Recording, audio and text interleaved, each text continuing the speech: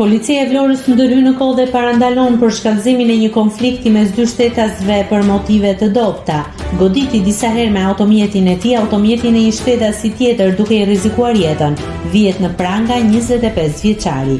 Menjëherë pas konstatimit nga shërbimet e forcës së posaçme shqiponja, të cilët ndodheshin jashtë shërbimit, si dhe nga strukturat e tjera të DVP Vlorë që ishin në shërbim, dy drejtues mjetesh në vendin e quajtur rreth Iskelës ishin përfshirë në një konflikt, ku njëri prej tyre shtetasi EH 25 vjeç po godiste në mënyrë të përsëritur me automjetin e tij, automjetin e shtetasit GD 18 vjeç, duke I rrezikuar jetën. Ndërhyn menjëherë duke parandaluar për shkallëzimin e mëtejshëm të konfliktit dhe duke neutralizuar shtetasin EH.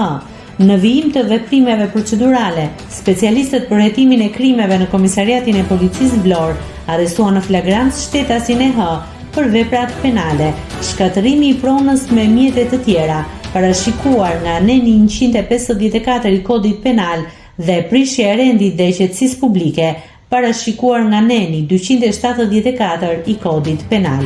Materialet procedurale ju referuan prokurorisë pranë gjykatës së shkallës së parë të jurisdiksionit të përgjithshëm Vlorë për veprimet të mëtejshme procedurale. Nëse klikoni mbi butonin subscribe, do t'ju shfaqen të gjitha publikimet tona. Ju ftoj t'i bëni subscribe kanalit, të pëlqeni videot dhe të lini komentin tuaj.